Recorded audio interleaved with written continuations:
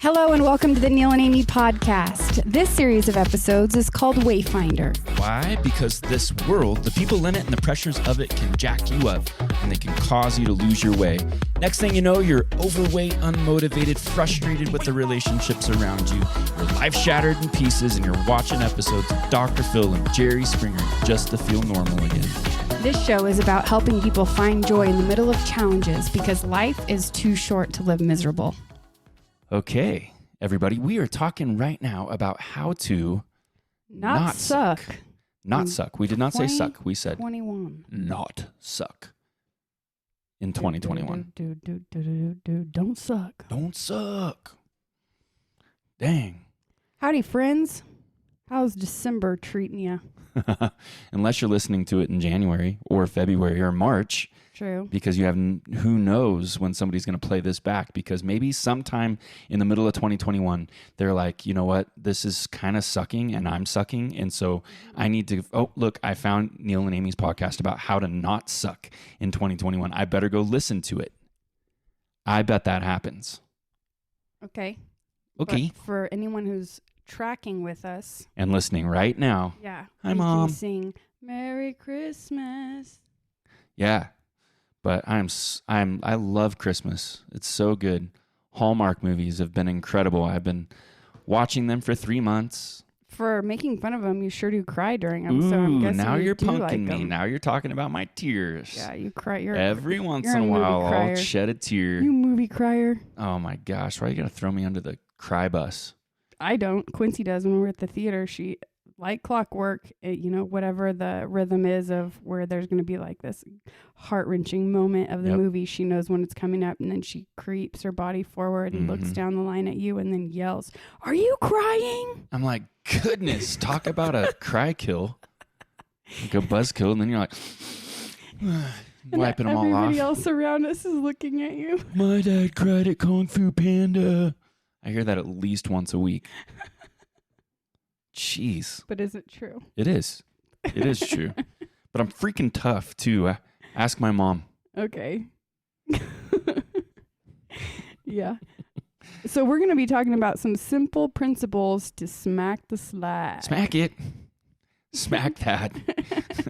Smack that slack. Because it sucks to suck, right? Yeah, especially when people are watching. My very good mentor friend, if I'm getting up on a stage and one of his establishments, he says very seriously and straight-faced, "Do not suck," because he's entrusting me to talk to the people that follow him. Yeah. And basically it sucks to suck. So we don't want to suck going into 2021, and we don't want to suck at all in 2021. We want to not suck. Therefore, we must smack the slack. That's right. Tighten it up. Choker chain, baby. That's right. Keep it tight. Okay, let's go. Point number 1, sign up for the next leg of the race. Amie, you actually thought that was very critical. Tell us why. Because I feel like sometimes there's a lot of emotions at the end of the year. You like grieve the things that you didn't get to do that you wanted to do. You regret maybe doing some things and regret not doing things. Like how we talk about the regret of inaction or the regret of action. Right. So I feel like at the end of the year, if you're kind of like, if you're getting ready to go into the next year and you're kind of giving an inventory of what has happened in the last year, right? Sometimes thinking about all that stuff, but then it's like there becomes a time where in your mind you're like, all right, is this going to be one of those F it moments where you're just like, screw it, like I'm just going to let myself go. Yeah, I'm going to let the wind take me where it will in 2021, because all my planning didn't get me shit, or it got me 12 extra pounds and some cottage cheese thighs. Right, exactly. Or are you going to kind of, like you said, re-sign up, but it's like there's got to be like a mental shift that happens where you're like, you know what? Yeah, 2020 didn't go the way I planned. There's a lot of stuff I wish was different, but you know what? I'm checking back in, baby. Here I am. It's like I got the my old saying, if Nike you got Pros on and I'm showing up to the race. That's right. I want to see you in Nike Pros. Don't judge me. I still have the sticker on the bottom of my shoe. Get out of my way, biatches. I'm here to win. Yeah, I'm running my race. Watch out, sucker. I'm going to run you over. You know, it's like when you get bucked off the horse. By the way, I've done that a few different times. Yes, I don't want to talk about it. I'm allergic. If you get bucked off the horse, you're supposed to do what? Get back on. That's right. And it's kind of scary sometimes to get back on because the reality is you could get bucked off again. Exactly. You could. That could totally happen. I can't relate to the horse thing because they make me sneeze uncontrollably and then I have swollen eyes for 3 days. Right. So I stay away from that. But I could relate in the sense of the river rafting. Okay. Because river rafting is kind of frightening. Yes. Depending on the height and the flow of the water. Right. And inevitably you get sucked under a current and it sucks. Yep.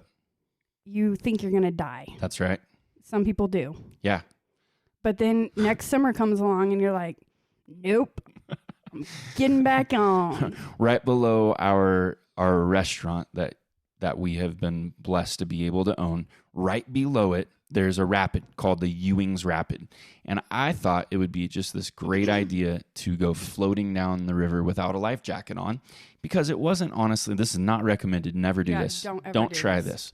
But I was just cruising down on my little tube.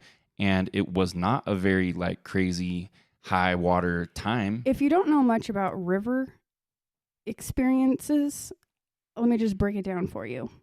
What you see on the outside is on the top of the water is not at all what is going on underneath. So I bounce over the Ewing's rock, right? No big deal in my tube, fat and happy.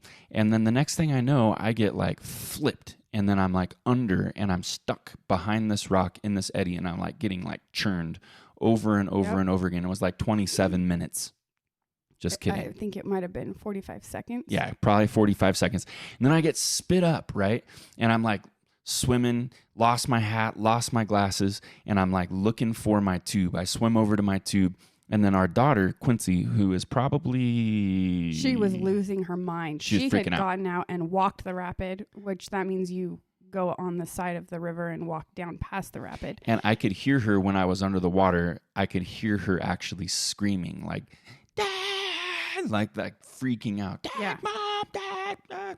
Freaking out. And I was getting ready to dive into the water because I had got myself to shore. That's love, people. And thinking all I got to do is because in those eddies, all you have to do is just get out of the rhythm of the churn that spits you out. And they say if you don't fight it, you'll get spit out a lot sooner. Which, by the way, I remembered that, and I am no excellent swimmer, nor am I some river connoisseur.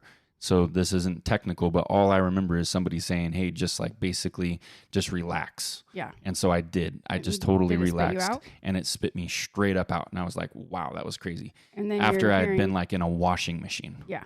And then ragdolled. And then Quincy's screaming at the top of her lungs. Yeah. And she gets on her raft and she's paddling over toward me. And she's like, Dad, can I say it? Can I say it? Well, I'm freaking exhausted, right? And I'm leaning over my tube by this point, and I'm like, say what?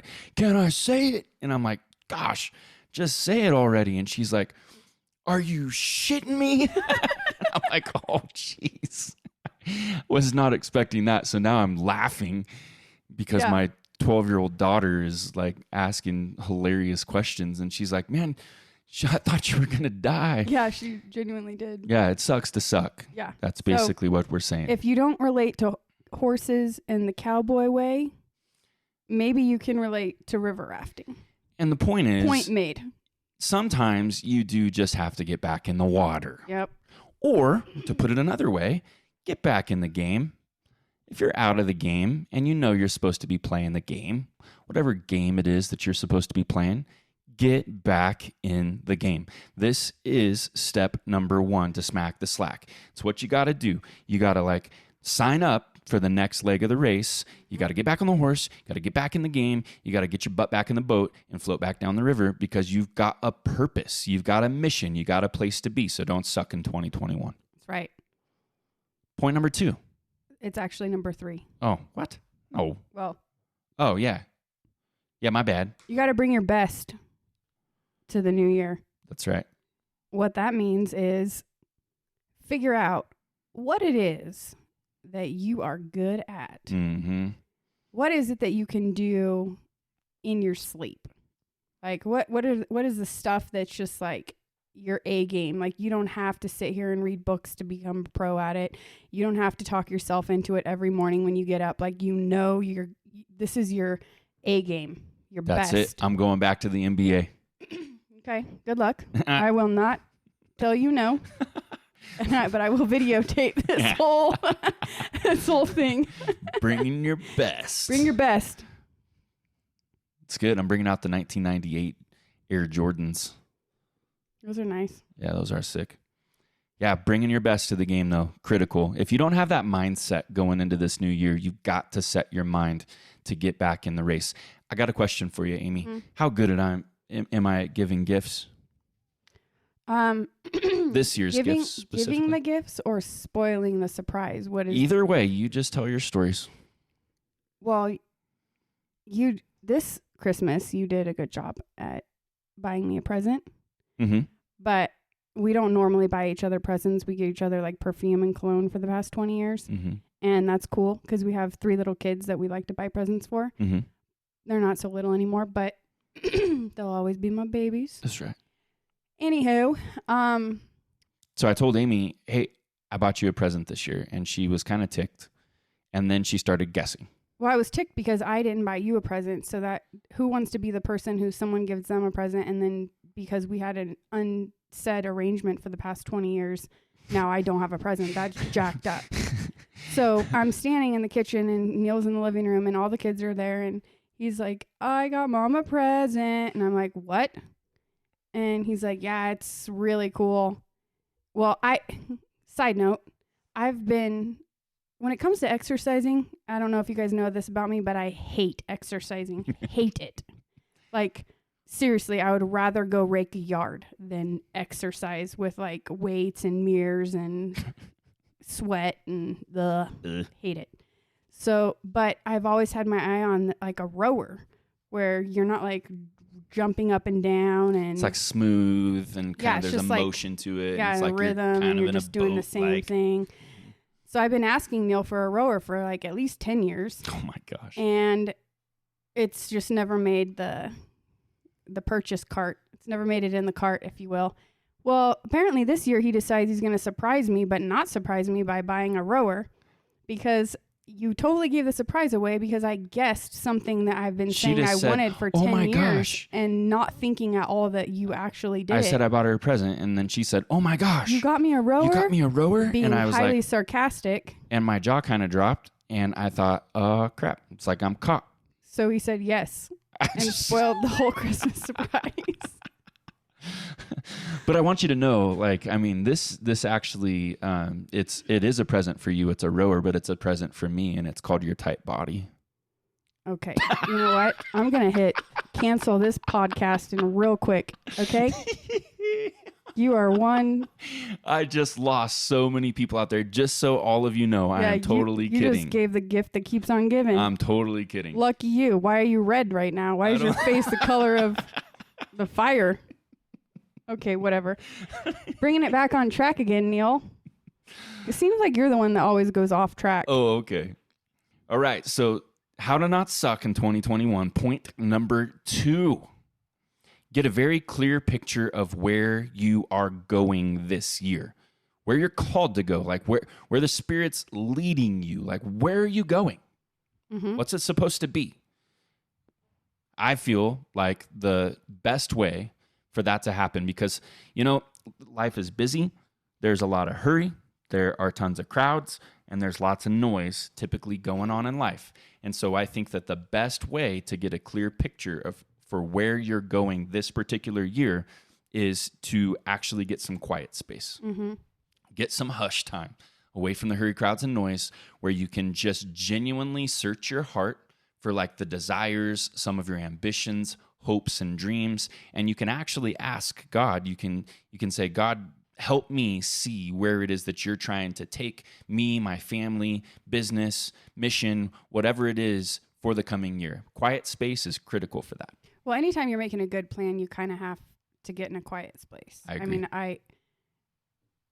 Some people can put like their favorite music in their ears and sit down and get in the zone, and that would still be considered a quiet space. It's True. not necessarily meaning like it needs to be,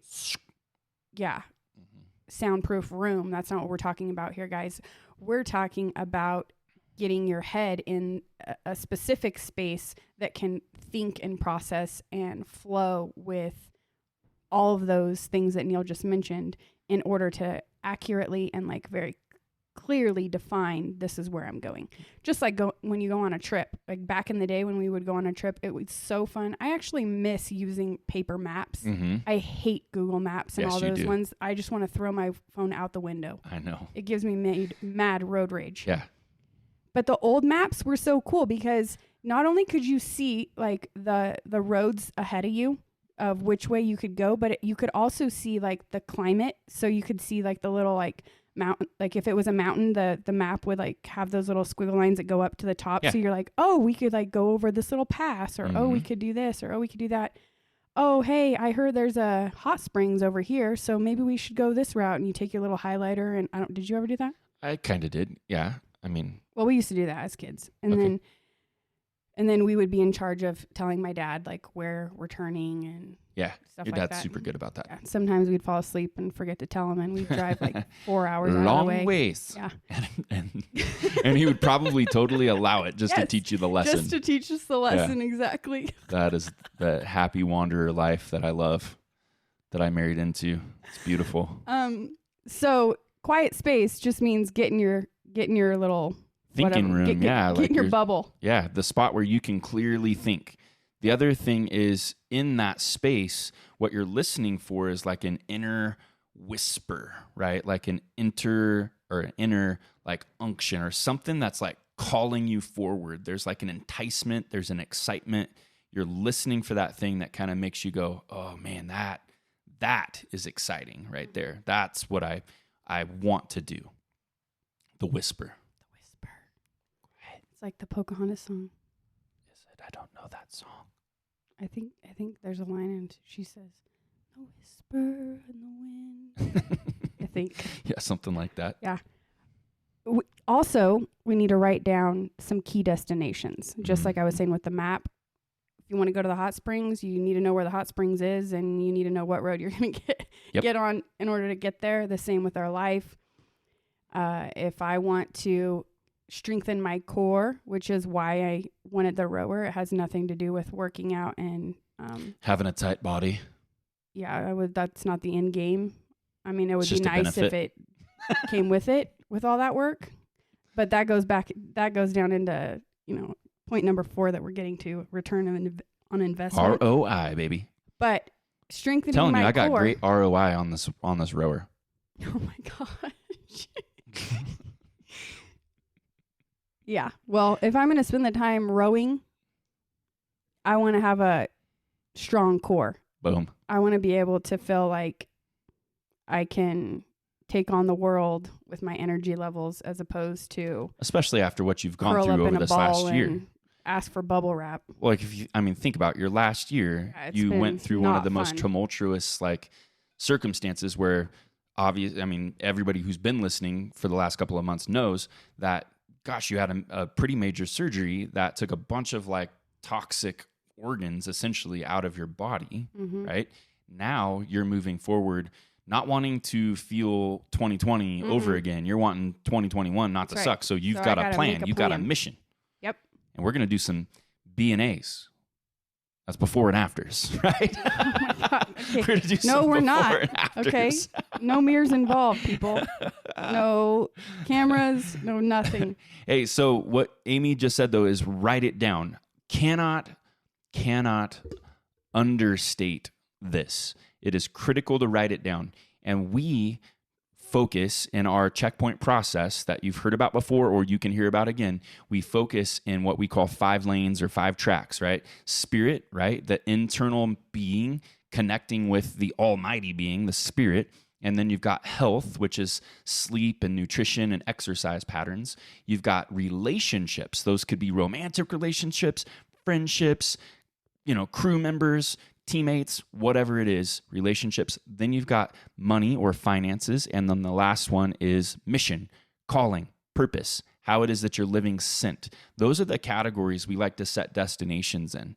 And we could talk more in detail about that. We have a lot coming up in the new year to help with those kinds of things, like a Find Your Call community that's coming. Super, super neat. But we want you to be thinking about writing down your destinations. Yes. Where are you going? How to not suck in 2021, number 3. Check your track record for repetitive roadblocks. You ever feel like you're like dragging the roadblocks or pushing like a snowplow? You're like pushing the roadblock in front of you. It's like never going away, and you're just like, ah. Or seriously, it's like I just hit that wall and I came around the corner and I hit the wall again. It makes no sense. What am I doing? I'm an idiot. Mm-hmm. Track record. Yep. Repeating patterns of running into roadblocks. You need to look at your track record. What is track record, Amy? I'm not meaning like perfect definition, just like what's the track record?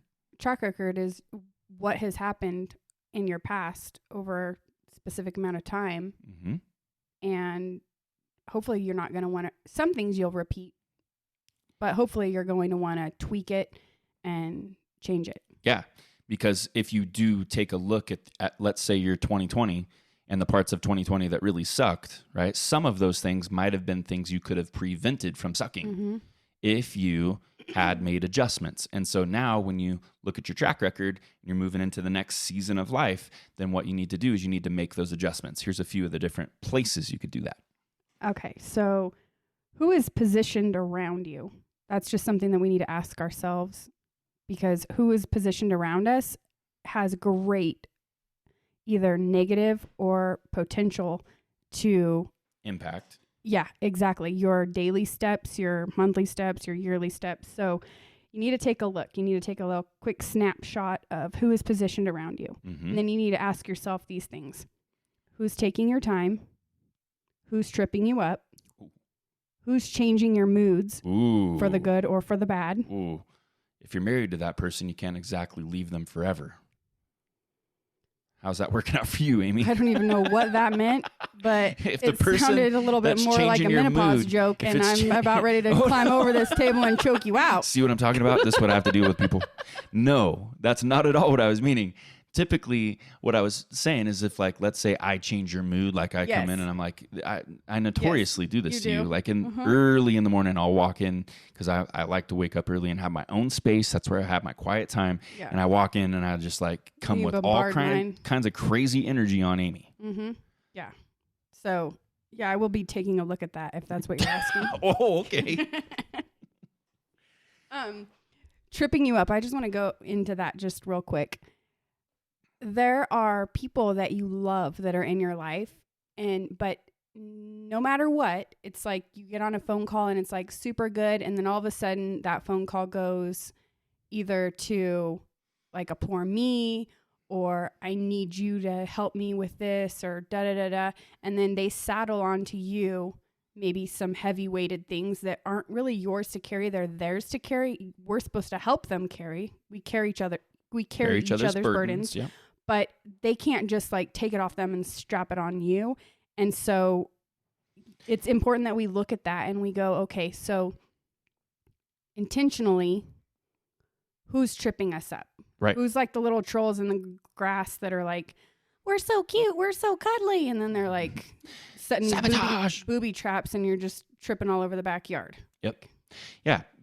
Because realistically, if the people that you're positioning around you are constantly taking you on detours from your destiny and your destinations, then you probably ought to consider getting some new people around you or doing a little bit of something different. Maybe spend a little less time or find ways to put up like barriers that you're not getting detoured because of these people. Right. Because they ultimately, and that's what happens, is people can become distractions. Mm-hmm. We always want to have people around us that are pushing us toward like forward progress. Mm-hmm. So yeah, taking your time, tripping you up, or changing your moods. If they're making you a jerk every time you get around them, you might not want to spend all that time. The next one, if I can, it's look at your ROI. That means return on investment in everything that you do. So again, we're checking our track record and we're looking for repetitive roadblocks. As we're looking back at the last year, let's look for where we're getting a good return on investment. Maybe there are certain relationships that, man, they just seem to be blossoming, and maybe you want to invest more in some of those relationships. Maybe there's certain business functions or practices that are blossoming. Invest more. Whatever that is, wherever you're getting a good return on investment or ROI, you should consider jumping in further with those things, but then also looking at the things that are not bringing a good return on investment. Right. When they're not, then what do? You cut them out. Cut them out. I was trying to sound like that guy on Full House, the uncle. Jesse, Yeah. Not Uncle, Jesse. Uncle Joey. Uncle Joey, Oh, yeah. yeah. I think it was more like, cut it out. Okay. And he did the little funny thing with his hands. Yeah. You have to cut out whatever is in your life that's not contributing. You gotta. Yep. I mean, Prune it. truly. I mean, we do that even with like the fruit we eat. It's like, oh, this apple has a brown spot. Cut it out. Get rid of it. We have to do that. You have to take your life so seriously that if there are now, what we're not saying is what you have to know about Neal and I is that our mission is to help people find their call. Yes. Yep. And make life count. And what that means is that you actually do have to turn around and find somebody that's a little, not as far down the road as you are in whatever avenue that is, and help them along the way. That's a non-negotiable for Neal and I. Absolutely. So what we're not saying is find all of make it all about you. Yeah, that's not what we're saying. But we are saying that these are the lessons we've learned, that in order for us to stay on the path that we know we're called to, these are the things that you have to do. Mm-hmm. And we're talking about relationships that are kind of like side to side or back to back relationships, if you will. We're not talking about the charity relationships that you need to help the kid down the street who is majorly depressed and and he's not really offering you anything other than the fact that you are actually doing something good for humanity. That's not what we're talking about. We're talking about the actual relationships that you're like arm in arm with. Yep. So I just want to make that very clear. It's good. Good clarification. Because ultimately, and let's just quickly throw a little Bible juke, Jesus juke into this little venture for a second. I used to hate the parable, which is a story where there was like this owner who dished out his talents, and he dished out 10 talents to one and 5 to another and 2 to another. And at the end of this story, he was looking for a return on investment from each one of the places where he dished out talents. So he gives to the 10, and then when he comes back, that person has 20, and he gives the person 5, and he comes back, and that person has 10. But he gave the person 2 talents, and the person with 2 talents buried the talent and didn't do anything good with it, and then unburied it and gave the owner 2 talents back. Right. And said, I didn't want to take the chance of losing anything. Yeah. And what was so annoying about this parable to me is that what the master did is took the 2 talents away from the poor guy who only had 2 talents, and he gave it to one of the other guys. Right. And that's because the other guys were producing with what they had been given. Right. And it's very important that when we position people around us, that we position people around us who are contributing to the forward progress of life and the agenda that we are driving, which hopefully is his agenda, God's agenda. So anyway, that is very critical that you check your track record for repetitive roadblocks, and then you basically cut out whatever's not contributing to forward progress in your life. That's right. How to not suck in 2021. Don't suck. Point number 4. Get practical on how you will get to where you are called to go. Ooh, practical. Simplicity, people. Mm-hmm.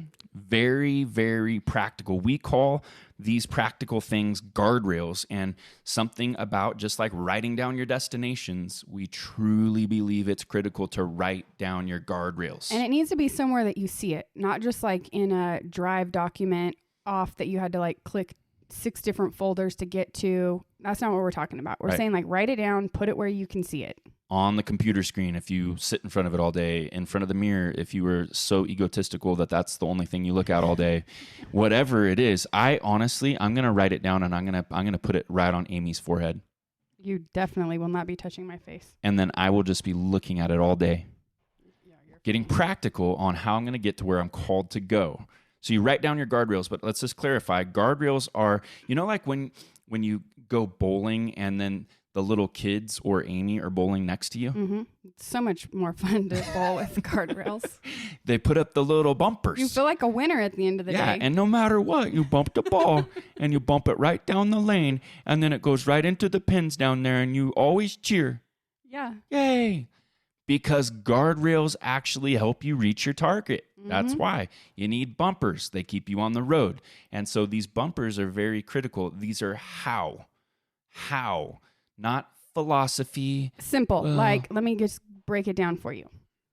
If you like to drink Pepsi or Coke or something like that, and you find yourself wanting to just pop a can first thing in the morning. Pop. It could be pop, it could be White Claw, it could be whatever. I'm just using Pepsi or Coke as an example. But you need to drink more water. Agua. It's super easy. All you have to do is make a guardrail. And it says, I have to drink 3 glasses of 8 ounces of water before I pop that can. Now, before I crack a claw. You can just pound that water right now. You can drag it out over a series of hours. But either way, you're not excited. Getting a claw. Yeah.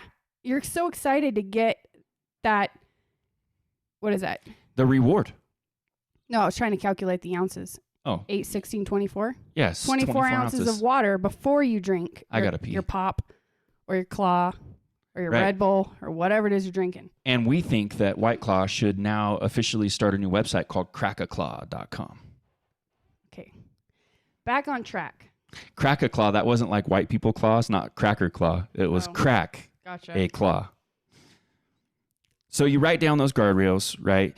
You use very practical, as Amy just said, bumpers to make sure. Now, the thing about that is people are notoriously liars.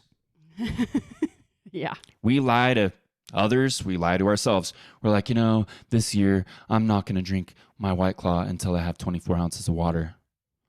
But I'm sure as hell not going to tell anybody. Because if I do, then they're going to know that I suck. So what we do is we do employ a teammate, right? We bring on a crew member, a friend, somebody who actually is going to say, hey, their little liar guy, little hypocrite dude who says one thing and does another. And it doesn't have to be like that. No, it doesn't. It doesn't. It can be like, oh, guess what? I drink drink my 24 ounces and it's 10 a.m. Yeah. By the way, we got a super cool unveiling beta app coming soon that will so help you with this. Okay, so with our clear point guardrails. Number 4, we need to have clear guardrails. Yep. But you need to have a teammate. Correct. This teammate does not judge you. This teammate does not become the instructor for the invisible teacher. Course. That's not who you want. No. The cop. Policing you and your Facebook posts. The cop teammate. You said you were not going to use the word the in your Facebook posts and any you've longer, used it 6 and you times. did. Yeah, we don't need that. Yeah, none of them. We need the person who's like, oh, it's all right. You only drank 16 ounces of water. Tomorrow you're getting to 24. Let's go. You can do it. Because why? Even the Lone Ranger had Tonto. Woo! Even the Lone Ranger had Tonto. That means we do not go at life alone. That's a thing. It's very important because we believe that we were made for relationships that help us actually overcome obstacles, reach destinations, and become the most incredible people that we could ever possibly become because we have good people around us helping us move the ball forward. So write down your guardrails just like you write down your destinations. And then the last thing is that you need to check back monthly at minimum to see how you're doing with trying to reach these destinations that you've got planned for 2021. Just like every once in a while, you sit down. We do this right at the first of the month. We check in. We like to use the natural reset times of the month to actually be indicators for how it is that we're doing. Right. And a simple way of doing that is if your plan is before you, where you're seeing it every day or even every couple days, you're checking in on that plan, you can set like an alarm on your phone for the middle of the month, and then like the last week of the month, just, hey, check in, see where you're at, where, on this map, where if you're trying to get to the hot springs, how much farther do you have to go? Or if I said my body was going to get tighter, am I still jiggling? Yeah, well, you know what? You can talk to yourself about that and leave me off that. But another thing that we don't even have on our notes that's super important, not how to not suck in 2021, you need to laugh. Because laughter is so healthy for not only your soul and your mind, but your body. And if you are around a bunch of stiff-necked people who you are constantly having to make your collars look white and not have your life ironing together, your undershirts, then that's going to be a really sad year for you. Yeah. So make sure you take time to laugh. Make sure you take time to laugh at yourself.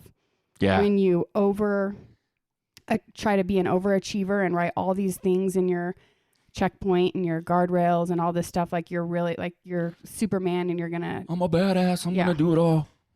You gotta laugh at yourself for even doing that at some point, because if it's all seriousness, it's not gonna go anywhere, guys. You're gonna fail at like January 3. Yeah, I gotta give you credit, honey, and I mean this. You are really, really good at laughing at others. I laugh at myself just as good. I was gonna say that, but you're way better at laughing at yourself.